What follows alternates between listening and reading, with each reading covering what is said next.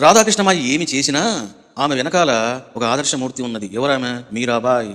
మీరాబాయి కూడా సేమ్ ఇదే విధంగా ఒక కంచు విగ్రహాన్ని ఆరాధించేది.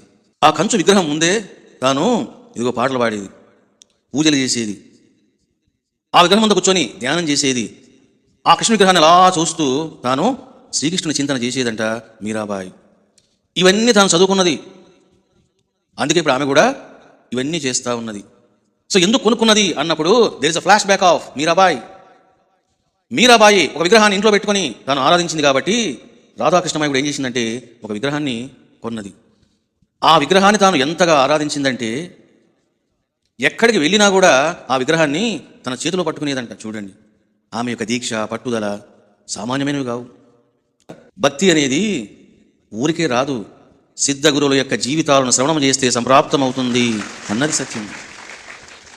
రాధాకృష్ణమాయి ఎందుకు ఈ విధంగా బిహేవ్ చేస్తుంది అని అంటే ఇదిగో అక్కడ నేర్చుకున్నది గ్రంథములోన. మీరాబాయి విగ్రహాన్ని పూజించడము, దాని ముందు డ్యాన్స్ వేయడము, ఇవన్నీ చదువుకున్నది కాబట్టి she also doing like that.